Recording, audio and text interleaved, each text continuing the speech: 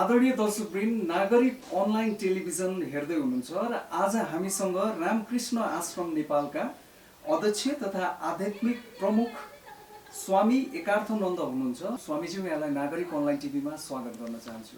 नमस्कार स्वामीज्यू, अब यहाँ चाहिँ रामकृष्ण आश्रम नेपाल चलाउनुहुन्छ, तपाईँ अध्यक्ष हुनुहुन्छ र आध्यात्ममा पनि अब गहिरो लगाव पनि छ तपाईँको। रामकृष्ण परमहंसजी उहाँका चेला भनौँ होइन, जो चाहिँ विश्वविख्यात पनि हुनुहुन्छ, स्वामी विवेकानन्दजीको बारेमा डेडिकेटेड भएर लागिराख्नु भएको छ। कुराकानीको सुरुवात चाहिँ म कसरी गर्न चाहेँ भनेदेखि सबै धर्मले, कुनै पनि धर्मले अहिंसा गर्नु भन्दैन, मारपिट गर्नु भन्दैन, तर वास्तविकता रियालिटी हेर्ने हो भने ठ्याक्कै अपोजिट देखिन्छ र नेपाली समाजमा पनि त्यो कुरा जोडेर हेर्दाखेरि अहिले त्यस्तोमै हुँदै गयो, अझ यो उग्र रूपमा हुँदै गयो। मान्छेले चाहिँ धर्मको नाममा झगडा गर्ने, मारामारी गर्ने, नेपालमा पनि त्यो भनौँ न त्यस्ता घटनाहरू बढ्न थाले। यसलाई चाहिँ कसरी हेर्ने त स्वामीजी? यसको विषयमा रामकृष्णकै एउटा उदाहरण दिउँ। कस्तो भने एकजना मान्छेले आएर के भन्यो भने आफ्नो साथीहरूलाई, म त्यो परको एउटा रुखमुनि गएको थिएँ, त्यहाँ एउटा चाहिँ मैले त्यहाँ चाहिँ एउटा यस्तो प्राणी देखेँ, अद्भुत किसिमको प्राणी, त्यो चाहिँ निलो रङको थियो भनेर भन्यो। अर्को साथीले होइन त्यो रुखको नजिक त म पनि गएको थिएँ, मैले पनि देखेँ त्यो प्राणीलाई, निलो किन, त्यो त रातो पो थियो त। अनि अर्कोले के भन्यो भने होइन रातो कहाँ, त्यो त रातो पनि होइन निलो पनि होइन, त्यो त पहेँलो थियो, मैले त पहेँलो देखेको। अनि कसैले हरियो देखेको, त्यस्तो भनेर चाहिँ त्यहाँ आपसमा बहस हुन सुरु भयो। कसैले निलो भन्ने, कसैले रातो भन्ने, कसैले हरियो भन्ने, विभिन्न रङको, त्यसरी त्यहाँ चाहिँ बहस सुरु भयो। अनि तिनीहरूमध्ये नै एकजनाले के भन्यो भने त्यस पनि सबै मिलेर जाऊँ न त त्यो रुखको नजिक भनेर त्यो रुखको नजिक जाँदाखेरि त्यहाँ एकजना मान्छे चाहिँ रुखको मुनि एकजना मान्छे बसेका रहेछन्। अनि उनलाई गएर सबैले सोधे, अच्छा यहाँ एउटा प्राणी छ जुन यो रुखको मुनि यताउता विचरण गर्ने एउटा प्राणी छ, त्यो प्राणी निलो छ होइन त भनेर एकजनाले भन्यो। होइन हरियो छ होइन त भनेर अर्कोले सोधे।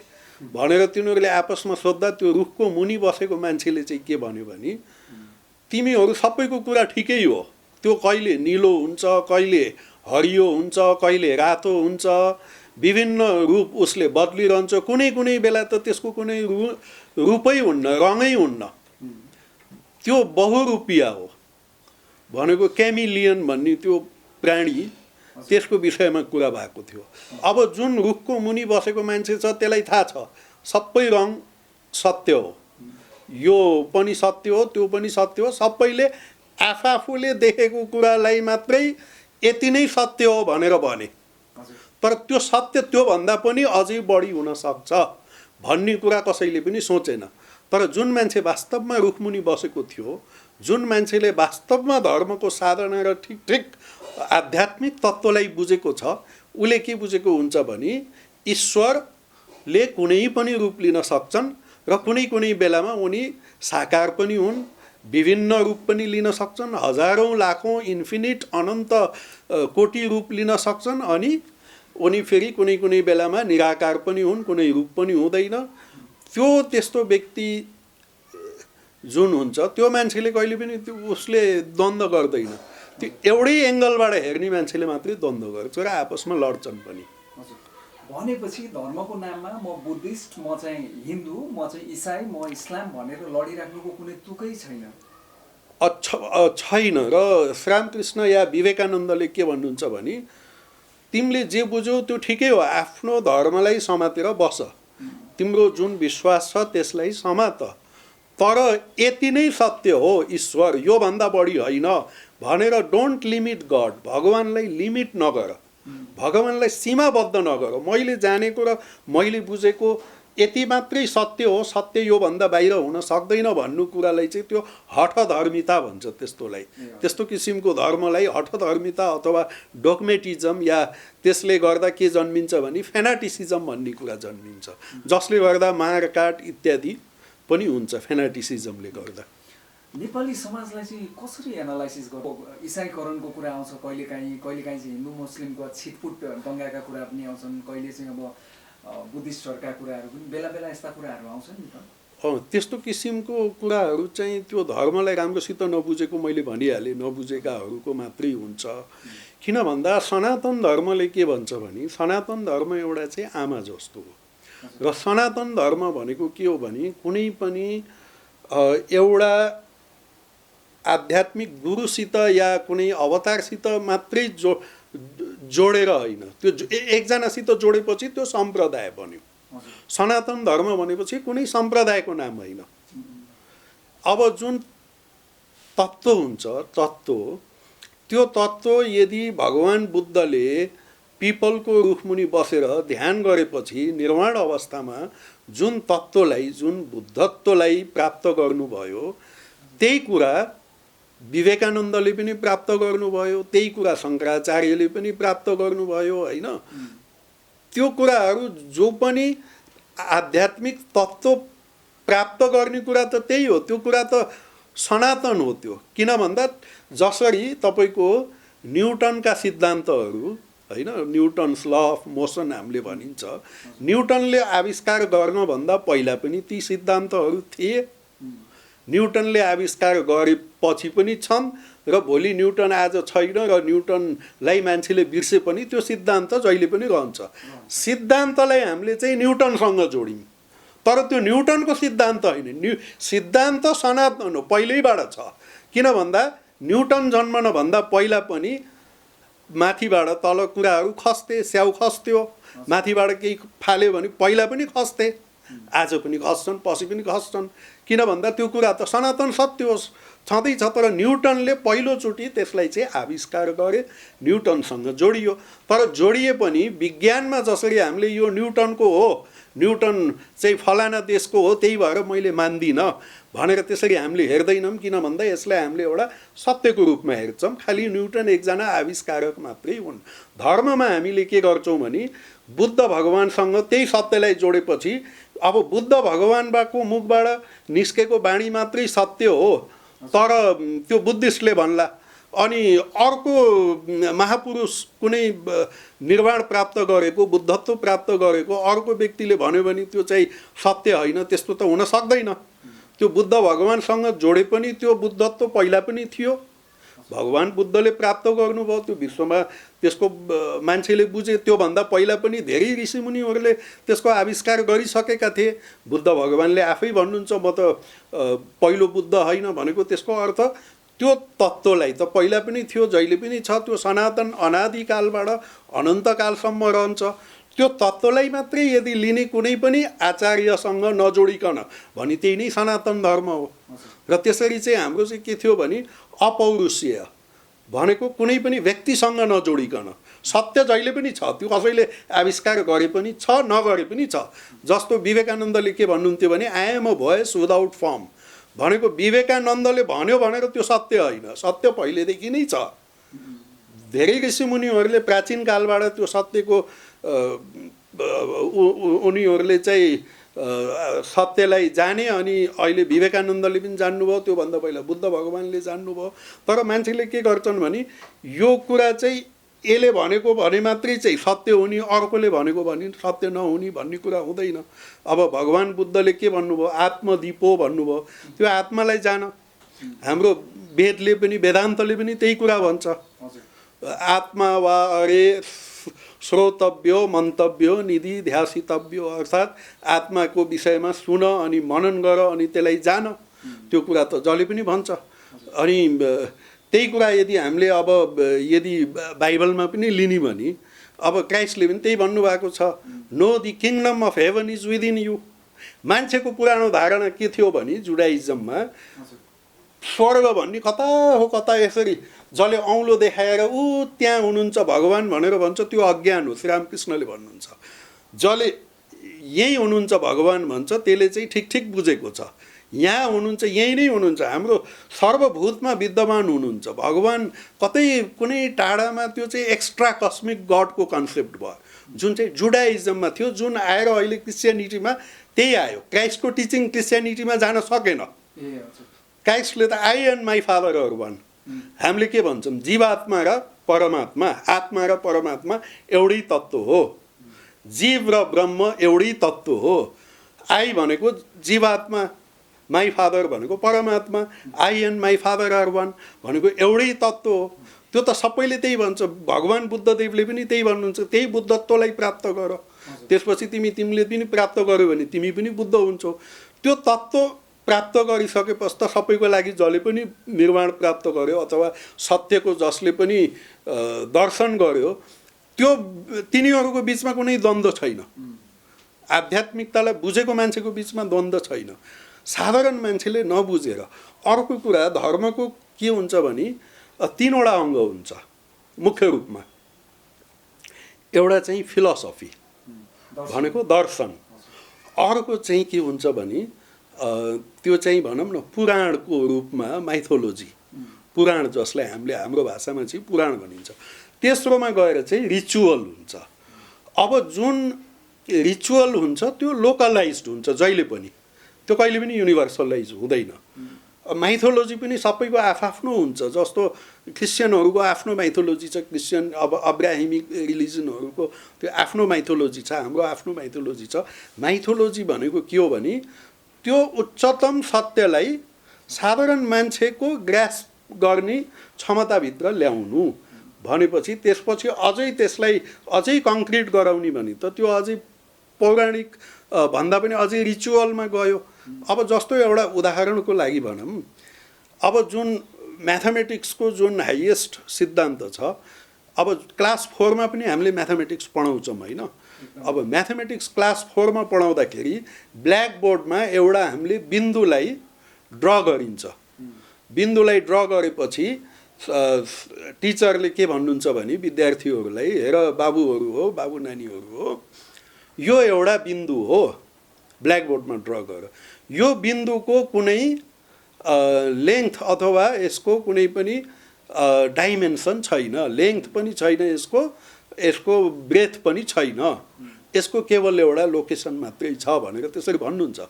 तर त्यो बिन्दु जुन ब्ल्याक बोर्डमा डट बनाइएको छ त्यसको वास्तवमा हेऱ्यौँ भने त लेन्थ पनि हुन्छ, ब्रेथ पनि हुन्छ। तर त्यो बिन्दु ब्ल्याक बोर्डमा त्यो एउटा पोइन्ट ड्र नगरिकन क्लास 4, 5 को 6 को बच्चाहरूलाई पोइन्टको जुन एब्स्ट्र्याक्ट कन्सेप्ट सिधै बुझाउन सकिँदैन। त्यही भएर त्यसलाई कङ्क्रिट बनाउनु पर्यो।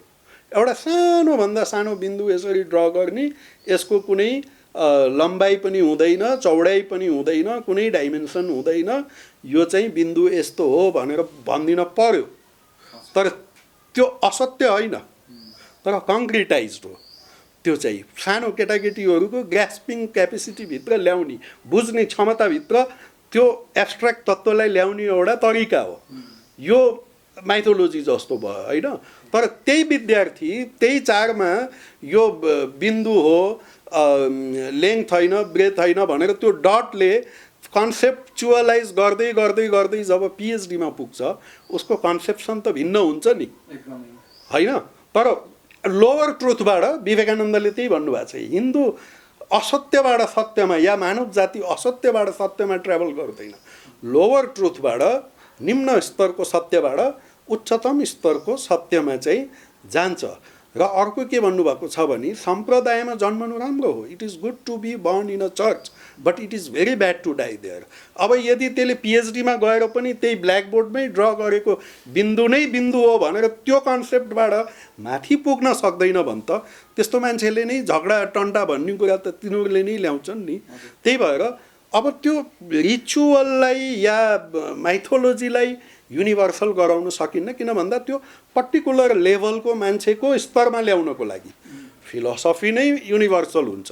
अब जस्तो हामीले कसैलाई ल यो सत्य बोल्नु होइन अनि निस्वार्थ बन्नु भनेर मुसलमानलाई पनि भन्न सक्यो, क्रिस्चियनलाई पनि भन्न सक्यो, सबैलाई भन्न सक्यो यो धर्मको युनिभर्सल भ्याल्युज हो।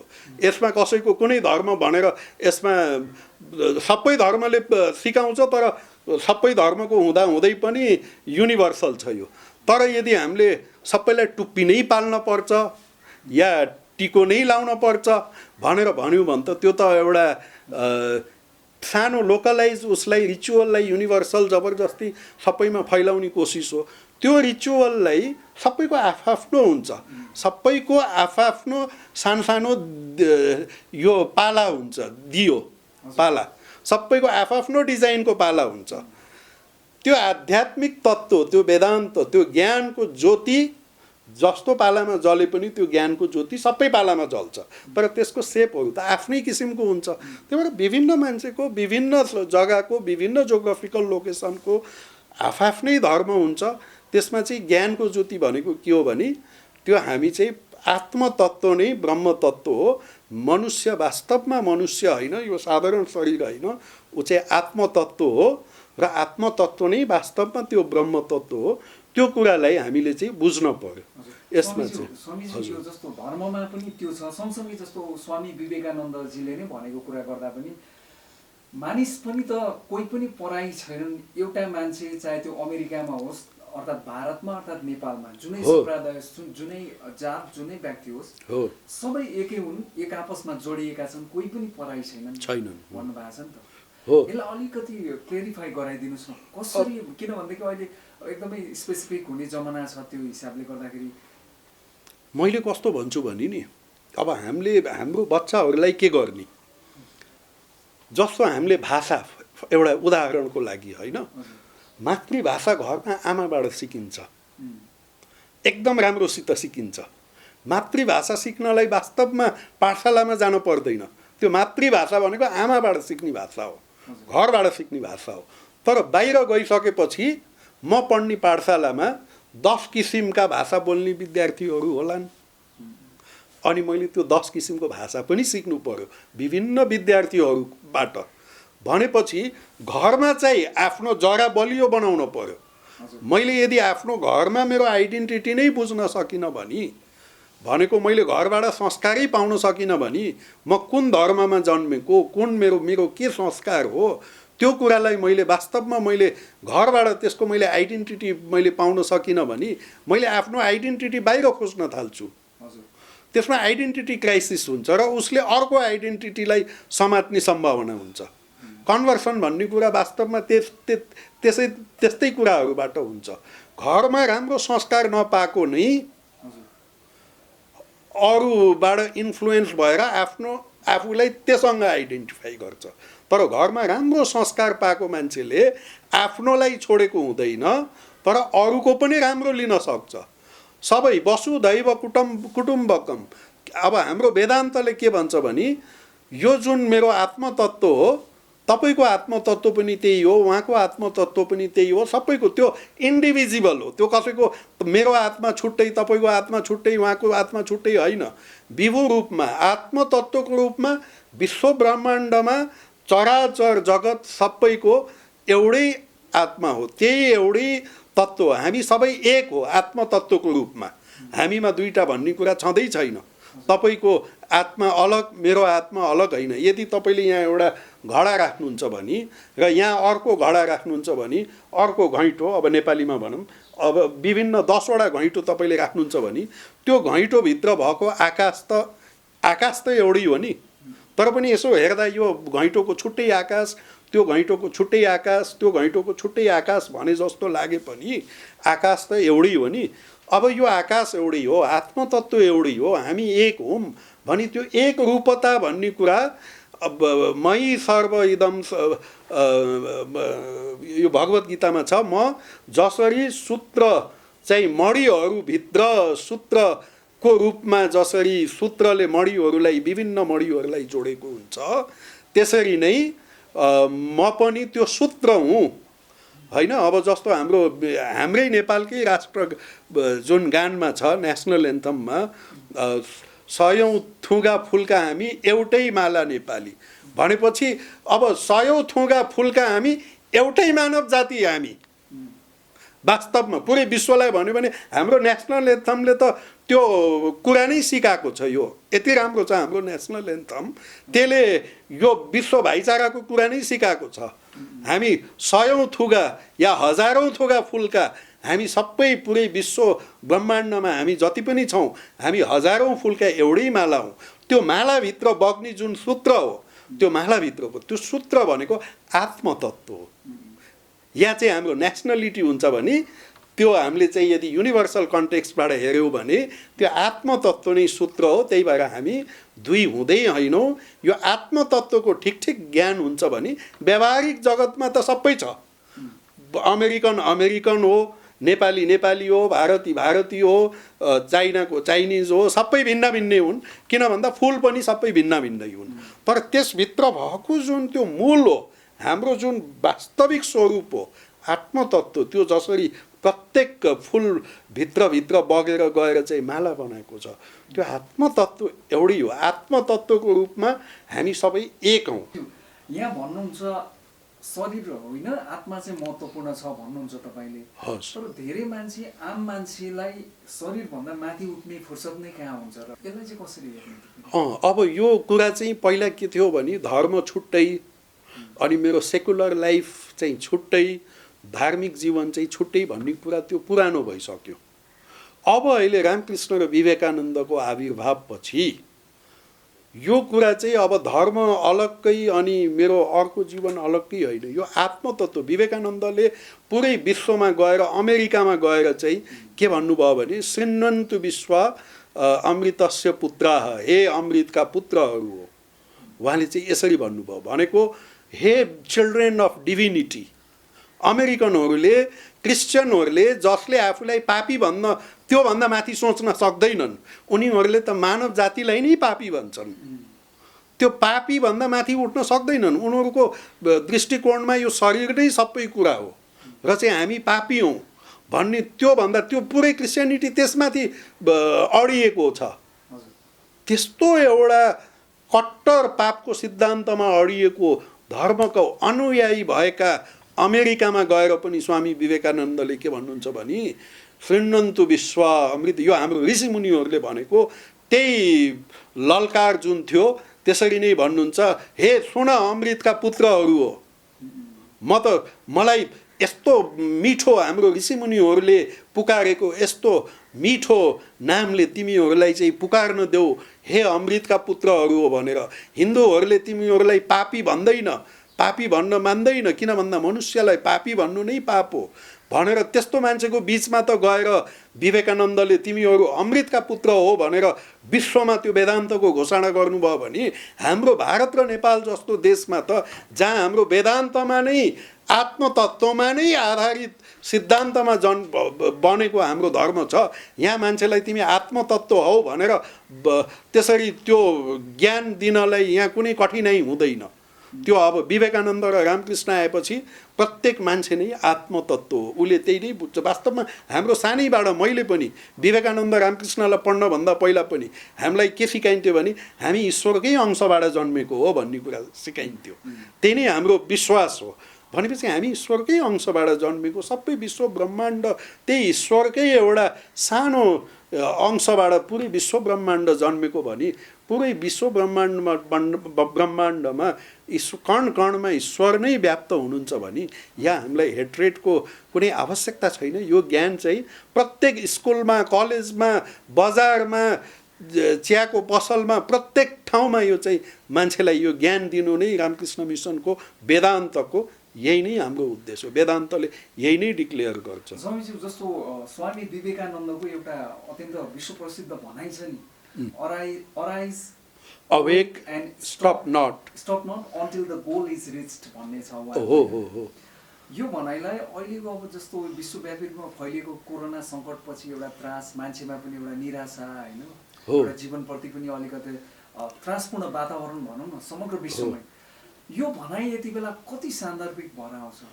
स्वामी विवेकानन्दको त यो भनाइ त सान्दर्भिक हुन्छ नै। किन भन्दा अब यसमा त arise awake and stop not till the goal is reach. अब यहाँ आत्मतत्त्वलाई जान भन्ने तरिकाले पनि यसलाई हेर्न वास्तवमा त त्यही नै हो। उत्तिष्ठत जाग्रत प्राप्य वराण्य बोधत, छुरस्य धारा निशिथा दुरत्तया दुर्गम पथस्तत् कवयो वदन्ती। उठ जाग अनि लक्ष्य प्राप्त नभएसम्म चाहिँ नबस भनेर त्यो हाम्रो उपनिषदको बाणी हो। स्वामीजीको फ्री ट्रान्सलेसन यो कठो उपनिषदको हो। भनेपछि यो कुरा त जसलाई पनि हामीले भन्न सकिन्छ। अब कसैलाई पनि नसुत जाग, यसको विषयमा बी अवेर, यसरी पनि भन्न सकिन्छ हामीले। बी अवेर अफ यो अब कोरोना भनेको के हो, यसको विषयमा चाहिँ अवेर हुन पर्यो, यसको चाहिँ भ्याक्सिन निकाल्न पर्यो, यसको लागि चाहिँ अनुसन्धान हुन पर्यो, तर डराउनु चाहिँ भएन भनेर त्यो पनि एउटा। अर्को कुरा चाहिँ अब हाम्रो आत्मतत्त्वको बोध भइसकेपछि वास्तवमा त्यो डर भन्ने कुरा त रहँदैन। किन भन्दा एउटा सानो उदाहरण दिन्छु। डर भनेको चाहिँ सबभन्दा यो नेगेटिभ क्वालिटी हो। डर भनेको हिन्दू धर्ममा, सनातन धर्ममा डर भनेको नेगेटिभ क्वालिटी हो। अभय भनेको डर नहुनु भनेको भगवत गीतामा दैवासुर सम्पद योग भन्ने त्यसमा चाहिँ अभय भनेको सबभन्दा हाइएस्ट स्पिरिचुअल भर्चु हो अभयम। अनि अभयम वै ब्रह्म भनिन्छ। अनि त्यो डर भन्ने कुरा पनि मान्छेलाई यो ज्ञान भएपछि, अवेरनेस भएपछि, त्यो भएपछि बल्ल मान्छेलाई त्यो डर भन्ने कुरा पनि हट्छ। अहिले हामीलाई कोरोनाको विषयमा थाहा नभएको हुनाले त डर भएको। अब कोरोनाको विषयमा थाहा नभएको हुनाले हामीलाई डर छ। अर्को कुरा हाम्रो विषयमा पनि थाहा नभएको हुनाले हामीलाई डर छ। हामीले चाहिँ हामी शरीर नै हो भनेर त्यति मात्रै सम्झेको छौँ। त्यही भएर यो शरीरलाई एफेक्ट गर्छ, तर आत्मतत्त्वलाई त एफेक्ट गर्दैन। तर पनि असावधान त हुन भएन, अवेरनेस हुन पर्यो। त्यही भएर यो सान्दर्भिक आज पनि त्यति नै सान्दर्भिक छ। स्वामीज्यू जस्तो स्वामी विवेकानन्दजीले चाहिँ पूर्वीय दर्शनका अभिन्न चाहिँ पाटाको रूपमा रहेको जस्तो वेदान्त योगलाई चाहिँ पश्चिमी जगतमा परिचित गराउनको लागि अर्थात् त्यहाँ चाहिँ उहाँले प्रसिद्ध बनाउनु भयो भन्ने पनि हो होइन? तपाईँलाई के लाग्छ जस्तो स्वामी विवेकानन्द नभइदिएको भए पूर्वीय दर्शनहरू पश्चिमी जगतमा लोकप्रिय आजको मितिमा जति लोकप्रिय हुँदै आएका छन् नि, यो हुनमा यति सहज हुन्थ्यो जस्तो लाग्छ कि के लाग्छ? हुँदैन थियो। किन हुँदैन थियो भने त्यो भन्नै पर्यो। त्यो कुरा चाहिँ सत्य नै हो। किन भन्दा यो हाम्रो जुन सनातन धर्म छ र विशेष गरेर भागवत महापुराण र भगवत गीतामा चाहिँ स्पष्ट रूपमा, भगवत गीतामा त स्पष्ट रूपमै लेखिएको छ, यदा यदा हि धर्मस्य ग्लानिर्भवति भारत अभ्युत्थानम् अधर्मस्य तदात्मानं सृजाम्यहं परित्राणाय साधूनां विनाशाय सदुष्कृतां धर्म संस्थापनार्थाय सम्भवामि युगे युगे। भगवान बुद्धले धर्मचक्र प्रवर्तन भन्नुभएको छ। धम्मचक्र प्रवर्तन भगवान बुद्धले होइन। यो धर्मचक्रलाई फेरि एकचोटि घुमाउ न, यो त घुमि नै रहेको हुन्छ यसरी एउटा यसलाई चाहिँ टु सेट इन मोसन होइन। अब यो त सनातन धर्म त जहिले पनि छ, तर यसमा के हुन्छ भने कहिलेकाहीँ चाहिँ अब जस्तो एउटा राम्रो दुबो बारी बनाउनलाई, दुबो उमार्नलाई दुबो बारी बनाएपछि फेरि त्यो धेरै वर्ष हुँदै जाँदा त्यो दुबो बारीमा के हुन्छ भने अरू झारहरू पनि आएर त्यहाँ चारैतिर दुबो जस्तो देखिने तर दुबो होइन, त्यस्ता किसिमका झारहरू पनि त्यहाँ उम्रिन्छन्। अब त्यो झारलाई गोड्न पर्यो, त्योलाई चाहिँ एउटा स्पष्ट रूपमा यही नै हो भनेर मान्छेलाई फेरि त्यसको मान्छेको कन्फ्युजनहरूलाई हटाउन पर्यो होइन। त्यसको लागि बेला बेलामा भगवान स्वयं अवतरित हुनुहुन्छ। त्यो कुरा चाहिँ हामीले नकार्न हाम्रो इतिहासमा हेऱ्यौँ भने हामीले देख्छौँ। अब जस्तो जुन बेलामा पुरोहितवाद भनिन्छ, प्रिस्क्राफ्ट एकदमै बढी आवश्यकताभन्दा अति बढी भइसकेको थियो, त्यो बेलामा भगवान बुद्धदेव आउनुभयो। अनि कसैले नबुझेर के भन्छन् भने भगवान बुद्धदेवले वेदको निन्दा गर्नुभयो भन्छन्। वेदको निन्दा गरेको होइन, वेदको रङ एप्लिकेसनको निन्दा गरेको, पुरोहितवादको निन्दा गरेको। पुरोहितले चाहिँ के भन्छन् भने यो भगवानमा पुग्ने चाबी मसँग मात्रै छ, नत्र भगवानमा सिधै त्यो भगवान र मान्छेको बिचमा एउटा लगाइदिन्छन्, बेरा लगाइदिन्छन्, अनि मेरो माध्यमबाट मात्रै जान पर्छ भन्ने। र उनीहरूमा चाहिँ पुरोहितवाद भन्छ त्यसलाई, प्रिस्क्राफ्ट। त्यो कुराको त्यसलाई खतम गर्नको लागि एक समयमा भगवान बुद्ध स्वयं आउनुभयो। भगवान बुद्ध आउनुहुन्थेन भने हुँदैन थियो। पछि गएर फेरि जब फेरि धर्ममा त्यसरी नै कन्फ्युजन बढ्दै गयो, भगवान बुद्धका पनि कुराहरू चल्दै गए, पछि फेरि भगवान बुद्धलाई पनि मान्छेले अर्कै तरिकाले बुझ्न थाले। अनि वेद को निन्दा गरेको भन्ने बुझे, वेद होइन भन्ने बुझे होइन। अब मूल जहाँबाट आएको हो, भगवान् बुद्धले बुद्धत्व प्राप्त गरेको त त्यही वेदमा भनेको कुरामा त केही भिन्नता हुँदैन। दुईटा ज्ञान प्राप्त गरेको मान्छेको बाणीमा त भिन्नता हुँदैन नि होइन। त्यसरी नै जब त्यसमा फेरि त्यो धर्ममा ग्लानि आयो, त्यो बेलामा शङ्कराचार्य आउनुभयो, अनि फेरि त्यही उपनिषद्को वेदान्तको त्यही सिद्धान्तलाई चाहिँ कर्मकाण्डमा त्यो बेलामा फेरि कर्मकाण्ड हाबी भइसकेको थियो। अनि बुद्धिज्ममा पनि धेरै ह्रासहरू आइसकेका थिए, आउन थालेका थिए। त्यसलाई चाहिँ शङ्कराचार्य आएपछि त्यो बेलामा फेरि त्यही धर्मको एकदम प्योर फर्मलाई फेरि ल्याइदिनु भयो होइन। त्यसपछि फेरि हाम्रो चैतन्य महाप्रभु आउनुभयो। त्यसपछि अहिलेको उसमा आएर आधुनिक युगमा रामकृष्ण विवेकानन्द आउनुभयो।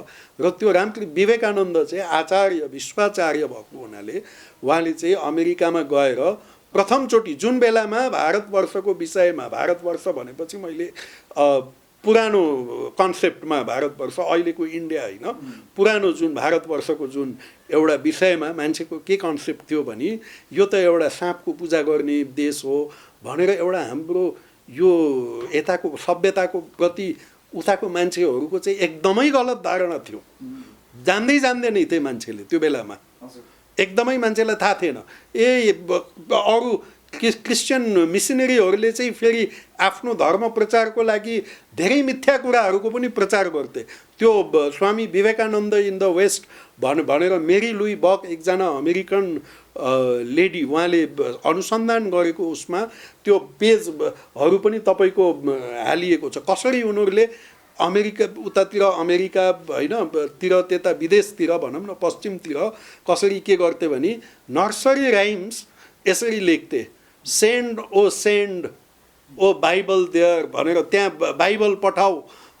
किनभने बाइबल पठायो भने चाहिँ त्यहाँ बल्ल आमाले आफ्नो, उनीहरूले कसरी प्रचार गर्थे भने आमाहरूले चाहिँ बच्चा जन्मिने बित्तिकै गङ्गा नदीको तिरमा गएर गोहीलाई खुवाउँछन् भन्ने किसिमको मिथ्या प्रचारहरू को आधारमा नर्सरी राइम बनाएर स्कुलका विद्यार्थीहरूलाई पनि उनीहरूले पढाउँथे। अनि साना साना कलिला नानीहरूलाई विवेकानन्दले त त्यो बेलामा के भन्नुभएको थियो भने हाम्रो भारतवर्षको लागि नै नहोस्, कमसेकम तिमीहरूको आफ्नो बच्चाको लागि त, उनीहरूको उज्जवल भविष्यको लागि त यस्तो मिथ्या प्रचार नगर भनेर त्यसरी चाहिँ नर्सरी राइमहरू त्यसरी पढाउँथे। त्यस्तो किसिमको एउटा समय थियो। त्यो समयमा त्यहाँ गएर हिन्दू धर्म भनेको त त्यहाँ मान्छेलाई थाहै हुन्थेन। विवेकानन्दलाई त बुद्धिस्ट मङ्क सोच्थे मान्छेले, हिन्दू मङ्क भनेर पनि त्यति मान्छेले बुझ्दैनथे। अनि त्यो बेलामा गएर अरू हाम्रो यताबाट जति पनि आचार्यहरू जान्थे, अरू ब्राह्मण समाज इत्यादिबाट जो पनि जान्थे, उनीहरूले फेरि भारतको पोजिटिभ कुरालाई देखाउन उता सकेनन्, बरु उनीहरूबाट हामीले सिक्न पर्छ भन्ने तरिकाले जान्थे। विवेकानन्दले प्रथम गएर चाहिँ भारतवर्ष भनेको के हो, हिन्दू धर्म भनेको के हो, सनातन धर्म भनेको के हो, वेदान्त भनेको के हो, त्यसको सही कन्सेप्ट उता गएर दिनुभयो। यता भारतमा आएर चाहिँ हाम्रो कमजोरीहरू देखाउनु भयो। हाम्रो कमजोरीहरू पनि छन्, त्यो कमजोरीहरू चाहिँ यता देखाउनु भयो, यहाँको मान्छेलाई भन्नुभयो हेर तिमीहरूको यस्तो यस्तो यस्तो कमजोरीहरू छ। तर उता गएर हाम्रो वेदान्तको जुन विशुद्ध सिद्धान्त छ, जुन वेदान्तको त्यो कुराहरूलाई चाहिँ त्यो मान्छेहरूलाई बताउनु भयो। कुनै धर्मको निन्दा गर्नु भएन। अनि उहाँ चाहिँ विशेष गरेर स्वामीजीले 4वटा योग, हुन त योग त अब भगवद् गीतामा त 18वटा योग छ, प्रत्येक 18 अध्यायमा योग शास्त्रम भनेर भनिएको छ। सबै योग हो होइन, 18 किसिमको भक्ति योग, कर्मयोग, विभिन्न योगहरू छ, राजगुह्य राजविद्या योग इत्यादि। तर त्यसलाई 4 भागमा विवेकानन्दले साइन्टिफिकली विभाजन गरेर कर्मयोग, भक्ति योग, राजयोग र ज्ञान योगको रूपमा 4वटा योगको प्रचार चाहिँ स्वामी विवेकानन्दले गर्नुभयो। त्यो देशमा भनेको 4 योग, तर वास्तवमा त्यो वेदान्त, सबै वेदान्तमा आधारित 4 योग विवेकानन्दले प्रचार गर्नुभयो। र त्यहाँको पापको सिद्धान्तलाई सम्पूर्ण रूपमा एक किसिमले भनौँ भने उडाइदिनु भयो। क्रिस्चियनिटीभित्र भएको जुन पापको सिद्धान्त छ, मान्छेलाई पापी भन्छन्, त्यो सिद्धान्तलाई विवेकानन्दले it is a sin to call a man sinner भनेर त्यो सिद्धान्तलाई उडाइदिनु भयो। वेदान्तको यी डिभिनिटिज अन अर्थ, तिमीहरू चाहिँ डिभाइन हो पृथ्वीमा, तिमीहरूलाई हिन्दूहरूले चाहिँ पापी भन्दैनन्, डिभाइन भन्छन्, दिव्यात्मा भन्छन्, आत्मस्वरूप भन्छन् भनेर यो वेदान्त भनेको त्यही हो। वेदान्त भनेको, वेदान्तले के भन्छ, ब्रह्म सत्य जगत मिथ्या जीव ब्रह्मै वनापर, जीव नै ब्रह्म तत्त्व, हामी डिभाइन हो भनेर चाहिँ वेदले वेदान्तले भन्छ। त्यही तत्त्व चाहिँ उहाँ प्रचार गर्नुभयो। अनि आज अमेरिकनहरूमा चाहे उनीहरू धर्मबाट या आफ्नो परम्पराबाट क्रिस्चियन भए पनि उनीहरूले चाहिँ ओम जपेका छन्, उनीहरूले चाहिँ कर्मलाई मान्छन्, पुनर्जन्मलाई मान्छन्। त्यो कन्भर्ट हुनै पर्छ भन्ने छैन, स्वामीजीले पनि भन्नुभयो कन्भर्ट हुन पर्दैन। तर चाहिँ अमेरिकामा चाहिँ त्यो कुराहरूको प्रथम, र Swami Vivekananda was the first Hindu monk to cross the ocean. त्योभन्दा पहिला त समुद्र पारी जाने बित्तिकै म्लेच्छ भइन्छ भनेर कोही जानै डराउँथे। त्यो विवेकानन्द चाहिँ प्रथम हो र उहाँको पछि त्यो उहाँले चाहिँ बाटो बनाउँदै हिँड्नु भयो, बाटो बनाउँदै उहाँ जानुभयो होइन। अरू चाहिँ बनेको बाटोमा अहिले गएर धेरैले प्रचार पनि गरिरहेका छन् त्यो बनिसकेको बाटोमा। स्वामीजी जस्तो वेद र पुराण, हजुर यसको ठ्याक्कै तपाईँले फरक अलिकति संक्षेपमा बताइदिनुहोस् न। फरक के हो भने मैले भनिसकेँ, वेद त अब हाम्रो यो मूल हो, अपौरुषेय हो होइन। अब वेदमा पनि फेरि त्यसको जुन निचोड छ उपनिषद, त्यो चाहिँ हाम्रो मूल भयो धर्मको, र हाम्रो हाइएस्ट हिन्दू धर्मको सबभन्दा सर्वोच्च प्रमाण हिन्दू धर्मको भनेको वेद हो, पुराण होइन। पुराण भनेको मैले भनिसकेँ कङ्क्रिटाइज्ड फिलोसफी, त्यसलाई जसरी त्यो बिन्दु बनाएर गरेको जस्तो त्यो कुरालाई चाहिँ पुराणमा साधारण मान्छेको ग्रासमा आउन सक्ने तरिकाले पुराण पनि विभिन्न स्तरका छन्। जस्तो भागवत महापुराण छ, वेदान्तको एकदम नजिक छ। फेरि त्यो शुकदेवले परीक्षितलाई भनेको त्यसको पाप जुन दर्शक या भनौँ न एउटा जसलाई भनेको पात्र चाहिँ उच्च स्तरका पात्र थिए भनेर भागवत महापुराण चाहिँ एकदमै उच्च स्तरको छ होइन। अब महापुराण नै भनिन्छ, अरू विष्णु पुराणहरू छन्, अरू विभिन्न पुराणहरू छन्। अनि त्यससँग गएर भनौँ न हाम्रो स्वस्तानी पनि छ पुराणहरू, तर त्यो कुन ठाउँको मान्छेलाई उपपुराणहरू भनौँ न। अब स्वस्तानीहरू भनेपछि उपपुराणमा अब कुन ठाउँमा कुन स्तरको मान्छे छ त्यसलाई कतिसम्म कङ्क्रिटाइज गर्ने भनेर भागवत महापुराण चाहिँ एकदमै उच्च स्तरको छ। त्यसमा चाहिँ तैपनि हाम्रो धर्मले के भन्छ भने श्रुति भन्छ, उपनिषदलाई के भन्छ, वेदलाई श्रुति भन्छ। पहिला सुन्ने गर्थे, लेख्ने चलन थिएन, त्यही भएर त्यसलाई श्रुति भनिन्छ। अर्को पुराण र स्मृतिहरू सबैलाई मिलाएर इभन भगवत गीतासम्मलाई पनि स्मृति शास्त्रमा आउँछ। तर भगवत गीतालाई उपनिषद पनि भनिएको छ, सर्वोपनिषदो गावो दुग्धा गोपाल नन्दन, अर्थात् सबै उपनिषदको सार हो। त्यही भएर यसले उपनिषदको पनि दर्जा पाए पनि त्यसलाई स्मृति शास्त्रमा नै आउँछ। र यसमा चाहिँ के भनिन्छ भने श्रुति स्मृति विरोधेन श्रुतिरपि गरियसी। यदि पुराणको कुनै वेदसँग कन्ट्राडिक्सन छैन भने त ठिकै छ। यदि वेदमा लेखिएको कुरा र पुराणमा लेखिएको कुरामा कुनै कन्ट्राडिक्सन आउँछ भने कुनलाई मान्ने? पुराणमा लेखिएको कुरा र वेदमा लेखिएको कुरा दुईटा कुरामा कतै यदि कन्ट्राडिक्सन आयो भने श्रुति स्मृति विरोधेन, श्रुति र स्मृतिको यदि विरोध भयो भने त्यो बेलामा चाहिँ कसलाई प्रामाणिक मान्ने? पुराणको कुरालाई प्रामाणिक मान्ने, स्मृतिलाई प्रामाणिक मान्ने कि श्रुतिलाई भनेको वेदलाई प्रामाणिक मान्ने? श्रुतिरपि गरियसी, श्रुतिलाई नै प्रमाण मान्ने, त्यस्तो वेदलाई नै प्रमाण मान्ने।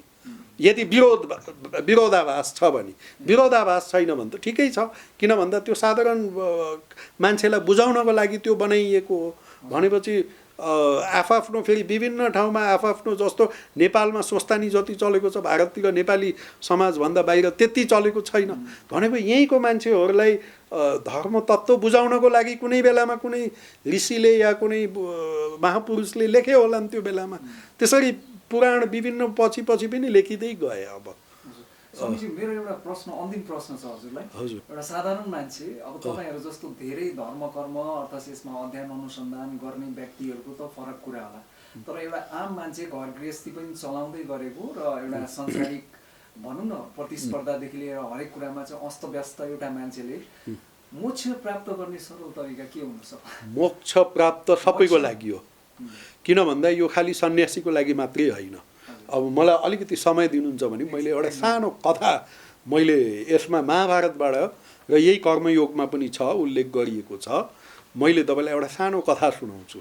त्यो कथा के हो भने एकजना ब्रह्मचारी वनमा प्रवेश गरे तपस्या गर्नको लागि। धेरै दिन तपस्या गर्दा गर्दा गर्दा गर्दा एक दिन तपस्यामा लीन भएर बसेका थिए। अचानकै उनीमाथि एउटा यो आएर खस्यो, पातहरू आएर खसे। अनि उनले के देखे भने यसो माथि फर्केर हेरेको त एउटा कौवा र बकुल्ला आपसमा लड्दै गरेको रहेछन् रुखको माथि, र तिनीहरूको लडाइँले गर्दा पात त्यहाँ खस्यो। अनि उनी चाहिँ क्रोधित भए। अनि उनको आँखाबाट ज्वाला निस्क्यो र त्यो ज्वालाले गएर चाहिँ दुईजना कौवा र बकुल्लालाई जलाइदियो। त्यसरी जलाइदिएपछि चाहिँ के हुन्छ भने तिनी चाहिँ त्यहाँबाट ल मैले त अब यस्तो सिद्धि प्राप्त गरेछु अब भनेर खुसी भए, आनन्दित भए, मैले यत्रो वर्षको मेरो तपस्याको फल पाएँ भनेर त्यहाँबाट उनी उठेर चाहिँ अब भिक्षाटनको लागि हिँडे। ब्रह्मचारी थिए। अनि भिक्षाटनको लागि जब गए एउटा घरको अगाडि उभिएर नारायण हरि भिक्षाम देही भनेर जब उनी उभिए, भित्रबाट एकजना महिलाको आवाज आयो, एकछिन पर्खनुस् है भनेर आवाज आयो। अनि यो ब्रह्मचारीले भर्खरै त यस्तो शक्ति प्राप्त गरेको मनमा के सोच्यो भने अरे यो महिलालाई मेरो यस्तो आध्यात्मिक शक्तिको बारेमा थाहा छैन, मैले भर्खरै त्यत्रो कौवा र बकुल्ला जस्तो मेरो आँखाको ज्योतिले जलाइदिए, यो कस्तो मलाई पर्खनु भनेर उसको मनमा जब त्यो अहङ्कार भन्ने कुरा आयो, तब भित्रबाट फेरि अर्को आवाज आयो। के आवाज आयो भन्दा हेर बाबु, आफूलाई धेरै ठुलो नसम्झनु, यहाँ त कुनै कौवा पनि छैन बकुल्ला पनि छैन भन्दा त हो त दङ्ग पर्यो। त्यसपछि क्युरियोसिटी होइन, अनि उत्सुकतावश उहीँ पर्ख्यो। अनि महिला चाहिँ आएर भिक्षा दिइन्। अनि भनिन् मलाई क्षमा गर्नु होला, मेरो श्रीमान अस्वस्थ भएको कारणले गर्दा उहाँको मैले सेवा शुश्रूषा गर्दै थिएँ, अनि त्यसैले गर्दा अलिकति विलम्ब भयो, यो भिक्षा ग्रहण गर्नुहोस् भन्दा ऊ त्यो ब्रह्मचारी उहाँको पाउमा परेर चरणमा परेर होइन माता, तपाईँले यो वनमा त्यस्तो भएको कुरा कसरी तपाईँले थाहा पाउनुभयो, कौवा र बकुल्लाको कुरा भन्दा हेर बाबु, मैले तिमीले जस्तो योग तन्त्र इत्यादि केही पनि मैले अभ्यास गरेको छैन, तर पनि मैले मेरो जुन कर्तव्य छ त्यो कर्तव्यलाई निस्वार्थ रूपमा मैले विवाह हुनभन्दा पहिला आमा बाबा भाइ बहिनी प्रतिको मेरो कर्तव्य, अनि म यहाँ आएपछि ससुरालमा आएपछि मैले आफ्नो सासू ससुरा श्रीमान इत्यादि सबै प्रतिको मेरो कर्तव्यलाई निष्काम रूपमा निस्वार्थ रूपमा मैले पालन गरेको हुनाले त्यहीबाट नै मैले त्यो शक्ति प्राप्त गरेँ, जुन शक्ति चाहिँ एउटा वनमा बस्ने तपस्या गर्ने योगीले तपस्या गरेर प्राप्त गर्छ। तर योभन्दा अगाडि मैले तिमीलाई भन्नु सक्दिनँ। अझै आत्मज्ञानको बारेमा प्राप्त गर्न चाहन्छौ भने फलाना बजारमा जाऊ, त्यहाँ एकजना व्याध छन्, व्याध भनेको मासु बेच्ने मान्छे, व्याध छन्, त्यो व्याधसँग गएर धर्म व्याध भनिन्छ उनलाई, त्यो व्याधसँग गएर भेट, अनि तिमीलाई चाहिँ आत्मतत्त्वको ज्ञान प्राप्त हुनेछ भनेर भन्छन्। अनि जब त्यहाँ पुग्छ, पहिला त अब यो ब्रह्मचारीले त्यस्तो एउटा व्याधबाट कसरी शिक्षा लिने, त्यो त मासु बेच्ने मान्छे हो भनेर उसले सोध्छ। पछि फेरि यस्तो घटनाहरूले उसलाई एउटा उत्सुकतावश ऊ त्यहाँ पुग्छ। अनि पुग्दाखेरि त हेर्छ व्याध, अब हेर्दा पनि त्यस्तै मासु काट्दाखेरि उनीहरूको मसल्सहरू पनि त्यस्तै हुन्छ, हेर्दै दैत्य जस्तो देखिने। अनि यस्तो मान्छेसित मैले शिक्षा प्राप्त गर्नुपर्ने भयो, ल केही छैन अब भनेर तै पनि अब उत्सुकतावश त्यहाँ पुग्छ। अनि नजिक पुग्ने बित्तिकै उसले व्याधले के भन्छ भने अरे आउनुहोस् महाराज, तपाईँलाई त्यही अमुक महिलाले फलाना महिलाले पठाउनु भएको भनेर भन्छन्। अनि त्यसो भन्दाखेरि अझै छक्क पर्छ र त्यहाँ बस्छ। उता ब्याजले चाहिँ आफ्नो व्यापार गरिरहेको छ, लेनदेन किनबेच सबै गरिरहेको छ। गर्यो उसले आफ्नो व्यापार सबै पसल बन्द गर्यो, अनि ल हिँड्नुहोस् भन्यो, नजिकै घरमा गएर फेरि एकछिन बस्नुहोस् भनेर उहाँलाई बस्ने आसन दियो, अनि भित्र गएर आफ्नो आमा बुवाको सेवा शुश्रूषा गरेर सबै त्यहाँबाट भएर फ्री भएर अनि आएर चाहिँ त्यो ब्रह्मचारीसित बसेर ल महाराज भन्नुहोस् के थियो भनेर जब त्यो ब्रह्मचारीलाई भन्छ, ब्रह्मचारीले आत्मतत्त्वको बारेमा ब्रह्मतत्त्वको बारेमा प्रश्न गर्छन्। त्यसको उत्तरमा धेरै लामो उत्तर, एकदमै ब्रह्मतत्त्वको उत्तर चाहिँ व्यासले के भन्छ, त्यो व्याधले धर्मव्याधले भन्नुहुन्छ। सुनेर ब्रह्मचारी त छक्क पर्छन्। अद्भुत, यस्तो ज्ञानी मान्छे, अनि तपाईँ यस्तो ज्ञानी मान्छे, तपाईँले यस्तो कुत्सित, यस्तो घृणा योग्य कर्तव्य तपाईँले काम कसरी गर्नुहुन्छ भनेर जब व्याधलाई सोध्छन्, तब व्याधले के भन्छन् भने, हेर बाबु हेर, यो कुनै पनि काम कुत्सित हुँदैन, कुनै पनि काम सानो हुँदैन। मलाई मेरो पुर्खाबाट नै मैले यो सिकेर आएको, मलाई जन्मले नै यस्तो परिस्थितिमा मलाई राख्यो, र तर मैले चाहिँ निष्काम रूपमा निस्वार्थ भएर मैले आफ्नो कर्तव्यको पालन गरेँ। धर्ममा रहँदै भनेको मिथ्या आचरण नगरिकन, होइन, नढाँटिकन, मान्छेलाई नगरिकन मैले निष्काम रूपमा निस्वार्थ रूपमा मैले यो कर्तव्य गरेँ। मैले आफ्नो कर्तव्य आमा बाबाप्रति अनि मेरो व्यापार सबै मैले निष्काम रूपमा गरेको हुनाले नै मलाई यो आत्मतत्त्व आत्मज्ञानको मलाई प्राप्त भएको हो। मैले अरू कुनै योग साधना आदि गरेको छैन भनेर भन्छन्। अनि त्यो जुन व्याधले जुन उपदेश दियो आत्मतत्त्वको बारेमा त्यो ब्रह्मचारीलाई, महाभारतमा त्यो व्याध गीताको नाममा प्रसिद्ध छ। जसरी भगवान् श्रीकृष्णले अर्जुनलाई दिएको उपदेश चाहिँ भगवत गीताको नाममा प्रसिद्ध छ, यो व्याध गीताको। अर्थात् हामीलाई कुनै हाम्रो कामलाई परिवर्तन गर्न पर्दैन, निष्काम रूपमा फल भगवान्लाई समर्पण गरेर जे पनि कर्तव्य गर्छौँ, त्यही कर्तव्यद्वारा नै हामी चाहिँ भगवत प्राप्ति गर्न सक्छौँ। त्यो एटिट्युड नै सबभन्दा ठुलो कुरा हो। अमूल्य समय दिनुभयो, अत्यन्त गहन र विचार र यो विश्लेषण पनि को लागि चाहिँ म स्वामी एकान्तानन्दज्यू यहाँलाई धेरै धेरै धन्यवाद। हजुर, तपाईँहरूलाई पनि धन्यवाद, दर्शकवृन्दहरूलाई पनि धन्यवाद।